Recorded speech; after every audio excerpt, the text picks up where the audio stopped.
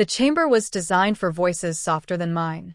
It favored harmonic resonance, layered tones, languages shaped by frills, mandibles, or light pulses. Human speech always sounded too sharp in it, like metal dragged across stone. I stood anyway, unarmed, under a ring of floating lights, while the alien across from me struggled not to retreat. He was battle-hardened, they said. A veteran of 7 campaigns, survivor of extermination fronts and collapsing stars. His armor still bore ritual scars, etched to honor enemies slain. He had asked the question himself. "Human," he said, voice steady but forced, "you speak of war as if it is memory, not myth. Tell me what you mean." Around us, the observers leaned in. They expected bravado, exaggeration, perhaps a cultural performance meant to intimidate. That was their first mistake. Humans do not embellish war stories. We simplify them because the full truth is too heavy to carry intact. I met the alien's multifaceted eyes and began quietly. "On Earth," I said, "we learned early that survival does not belong to the strongest. It belongs to the ones who keep standing after the rules break." His mandibles clicked once, reflexively. I continued. "Our first wars were not fought with energy weapons or fleets. They were fought with sharpened stone and fear. Tribe against tribe. Not for territory, but because one winter was harsher than the last, and there wasn't enough to go around." The chamber dimmed slightly as environmental systems reacted to rising tension. The alien did not interrupt. "We learned to kill neighbors before we learned to write," I said. "And when we learned to write, we used it to record how to kill better." A ripple passed through the observers. The veteran alien shifted his weight. Still listening. Still confident. "Then came our industrial age," I went on. "When we learned how to turn the planet itself into a weapon. We built machines that could erase cities in minutes. We called it progress." His breathing slowed. "We told ourselves rules would save us," I said. "Conventions. Agreements. Lines no one would cross again. And for a while we believed it. Until someone crossed them anyway."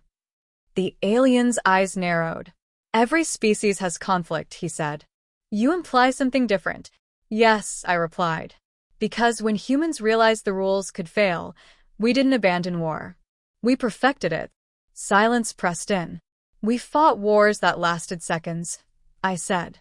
"And wars that lasted generations. We fought across continents, then planets, then stars. Sometimes we won. Sometimes we lost so badly entire cultures vanished." The veteran's mandibles twitched again. A stress response. "And every time," I continued, "we adapted. New tactics. New weapons. New ways to survive things that should have ended us." He leaned forward now, unable to stop himself. "There was a war," I said, lowering my voice, "where we knew we could not win by any definition that mattered. So we changed the definition. We made victory mean the enemy would never try again." A low hum vibrated through the chamber. "We fought until our oceans burned and our skies fell," I said. "Until our children learned evacuation drills before arithmetic. Until loss became background noise." The alien froze. Completely still. "And when it was over," I finished, "we didn't celebrate. We rebuilt. We always rebuild. Then we prepare for the next one." I let the silence stretch. "You asked what humans mean when we speak of war," I said. "This is it. War is not an event to us. It is a condition we learn to survive." The veteran alien did not move. His armor plates locked rigid, his breathing shallow, his eyes wide and unfocused. The chamber waited. And in that moment, I realized the truth had finally landed. The alien did not sit down. He did not speak. His body remained locked in a rigid, upright posture, armor plates faintly vibrating as if his nervous system were misfiring. I had seen that reaction before, on battlefields and briefing rooms alike. It was the moment when experience collided with scale, when a veteran realized his wars had been small. One of the observers shifted uneasily. Another adjusted a translation halo, as though the words might have been mistranslated, softened by error. They had not. If anything, I had restrained myself. You exaggerate, the veteran finally said, but the word lacked conviction. No species survives by normalizing annihilation. I incline my head slightly. That's where you're wrong. We didn't survive by normalizing it. We survived by internalizing it. His eyes flicked to the others, seeking confirmation, solidarity. He found none. Curiosity had replaced confidence across the chamber. Fear followed close behind. You speak as though destruction shaped your identity, he said. As though it was inevitable. It was, I replied. Just not in the way you think. I paced slowly along the inner ring, boots echoing softly. You measure war by casualty ratios, by territorial exchange, by strategic outcome. Humans do too. But beneath that, there is another measure. Psychological endurance. I stopped and faced him again. How many of your campaigns involve civilians? The question struck harder than any accusation. Few, he said. We isolate war zones. We tried that, I said. For centuries. I gestured, and a muted hologram activated. No gore. No dramatics. Just timelines. Spikes of conflict intersecting with population centers. Migration waves. Cultural fractures. Our wars refused to stay contained. I continued. They leaked into homes, schools, hospitals. They followed us even when the fighting stopped. The veteran's mandibles flexed. That would break morale. It did, I said. Repeatedly. I leaned closer, lowering my voice. So, we adapted. We stopped treating morale as something fragile. We taught our people to live with fear without surrendering to it. A soft murmur passed through the chamber. You train soldiers, I said, to endure battle. We trained entire populations. The veteran's hands curled slowly into fists. That is inefficient. I almost smiled. It's unavoidable. I turned back to the projection. There was a war where we knew evacuation would fail. Too many targets. Too little time. So instead of trying to save everyone, we taught them how to resist. Not fight. Resist. His eyes widened. Civilians? Teachers, I said. Doctors. Children. The word landed like a physical blow. They learned how to survive bombardment. I went on. How to hide heat signatures. How to move without patterns. How to keep going after watching everything familiar burn. The veteran staggered half a step before catching himself. His armor hissed as internal supports engaged. Why tell me this? He asked, voice unsteady now. Because you asked, I said simply. And because your people are discussing conflict with mine. Silence crashed down. You believe humans escalate recklessly, I continued. That we respond disproportionately. You see brutality. What you're really seeing is a species that knows exactly how bad things can get and refuses to let them get that bad again. The veteran stared at me, eyes unfocused, breathing shallow. His body was reacting before his mind could rationalize. We do not romanticize war, I said. We remember it. One of the observers finally spoke. If this is true, why are you not constantly at war? I met their gaze. Because we know what it costs. I turned back to the veteran. You are brave, I said. You survived 7 campaigns. You endured what your species considers extreme. I paused. But you have never fought a species that learned, collectively, that survival sometimes means becoming terrifying. His legs gave slightly. Not enough to fall. Enough to be seen. And now, I said quietly, you're realizing that if humanity ever truly believes war is the only option, it won't look like anything you've prepared for. The chamber held its breath. The veteran did not blink. The veteran finally sat. It was not a gesture of rest, but of surrender to gravity, as if his body had decided the mind could no longer pretend. The chamber's climate shifted again, compensating for biochemical stress, but no system could ease what settled between us. This was not fear of death. It was fear of continuity. You're saying, he murmured, that war follows you even when it ends. Yes, I said. Especially then. I folded my hands, keeping my posture neutral. Predators bare teeth. Humans do not need to. When the shooting stops, your people return to ceremony. Ours return to silence. And silence is where memories get loud. He swallowed. Memory fades. Trauma doesn't, I replied. I saw it then, the crack. Not emotional weakness, but the collapse of an assumption. He had believed experience accumulated linearly, that more battles meant more understanding. Humans had learned something crueler, that there is a saturation point beyond which survival rewires you. We call it generational memory, I continued. Not because we remember events firsthand, but because behaviors survive. Habits, reflexes, warnings embedded in culture. I tapped the floor lightly. Why do you think humans reacted so quickly when we first encountered alien threats? Why are fleets mobilized before negotiations finished? His eyes lifted slowly. Instinct. Conditioning, I corrected. Passed down through stories, drills, doctrines. Every human child grows up knowing that peace is temporary. The observers exchanged glances. One of them disengaged a personal shield, perhaps unconsciously seeking vulnerability to better understand it. You think this makes you superior, the veteran said. No, I answered. It makes us tired. The word hung there, heavier than any threat. Tired of rebuilding, I said. Tired of burying names. Tired of teaching hope with a contingency plan attached. He looked down at his scarred armor. For the first time, I realized his markings were not victories. They were survival proofs, reassurances carved into metal.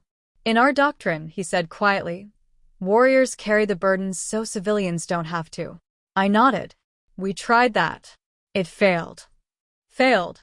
Because the enemy learned to target what we loved, I said. So we adapted. We made sure no one was unprepared. His voice dropped to a whisper. That means there is no safe place. There never was, I said. Just places we defended harder. The chamber felt smaller now. The distance between us had collapsed into shared gravity.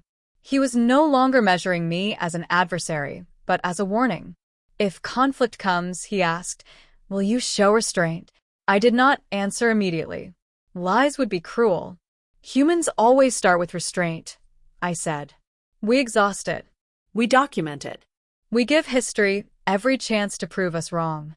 And when it doesn't? I met his gaze, steady and unblinking. Then we stop fighting wars and start ending them. Something inside him finally broke, not audibly, not dramatically. His shoulders sagged. His mandibles went slack. He understood now why the galaxy's veterans went quiet around humans. Not because we glorified war, but because we remembered what it demanded and what it turned us into. The realization spread through the chamber like cooling metal. No alarm sounded. No guards moved. Understanding had weight, and it pressed everyone down equally. The veteran's gaze drifted past me, as if seeing old battlefields reframed by a larger, darker context. He had survived wars. Now he was meeting history. You are dangerous, he said at last, without accusation. Yes, I agreed. Because we know restraint has an expiration date. Around us, the observers recorded nothing. Some truths resist documentation.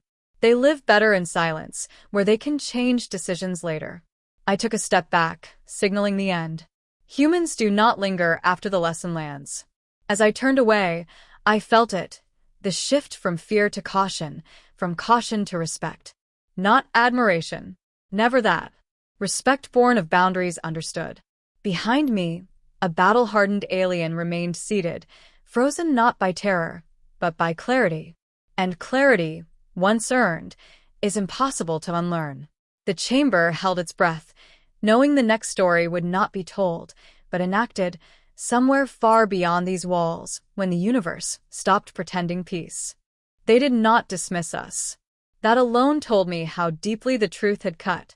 The chamber remained sealed, observers motionless, recording devices inactive by unanimous, unspoken agreement. What followed was not interrogation, nor debate.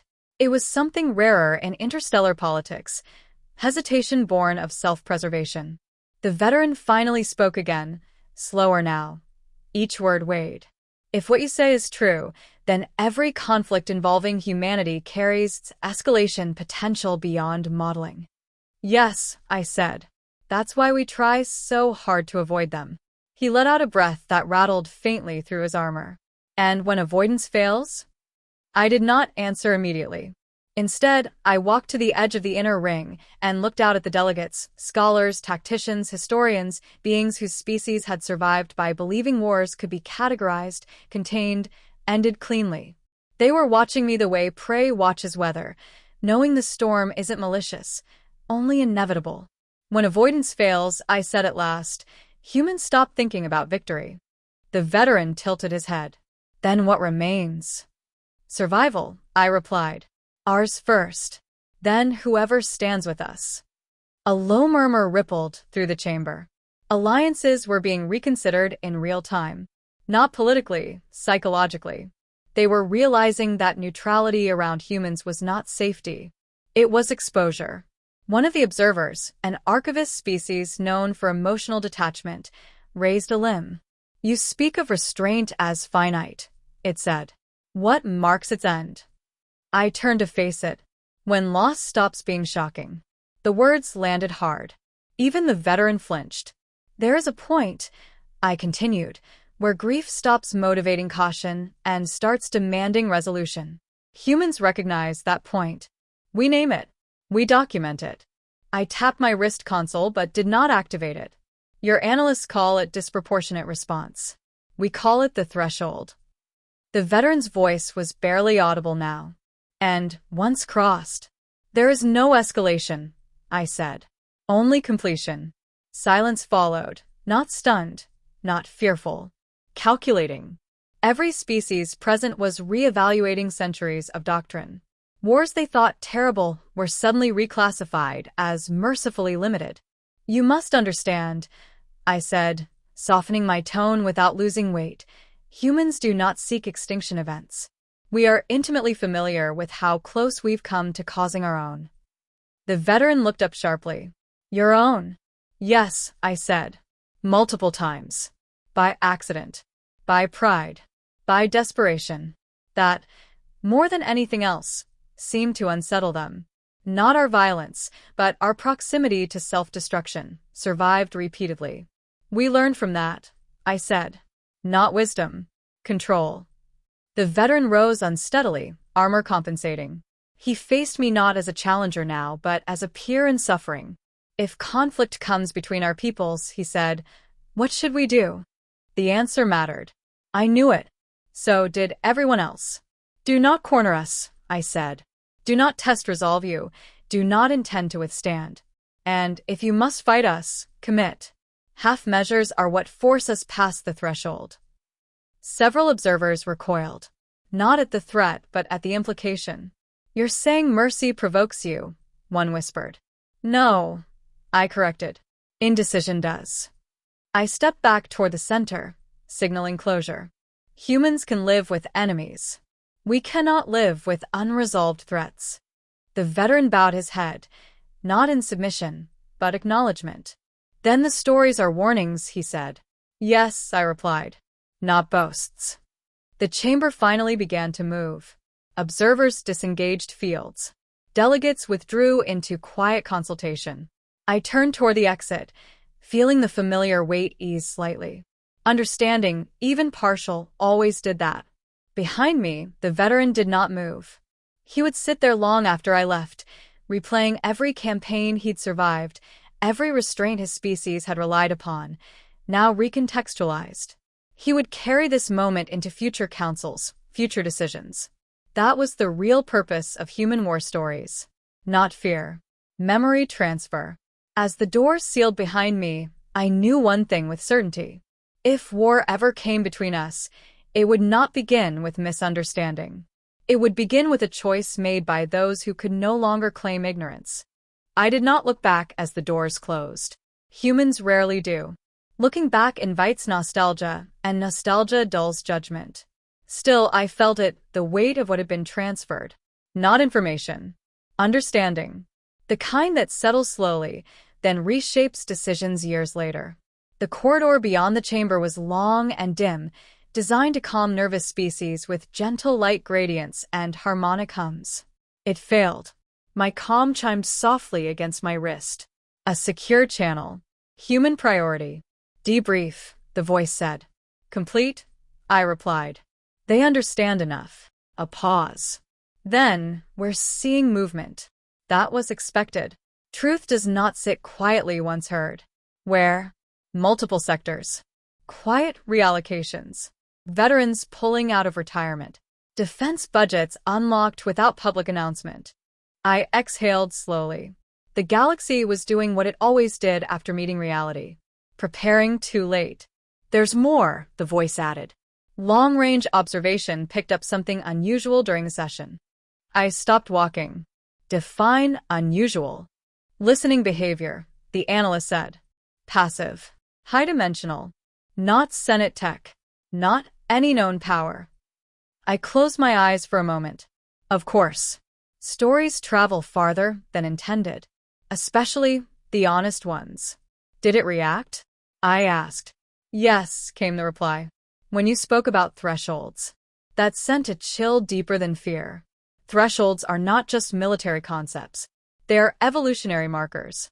Any intelligence old enough learns to recognize them, in others or in itself. Is it hostile? Unknown, the analyst said. But it's attentive. The corridor lights dimmed as I resumed walking.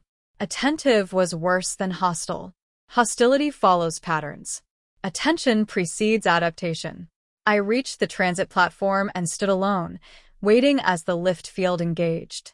The silence pressed in again, but this time it was different. This was not the silence of shock or comprehension.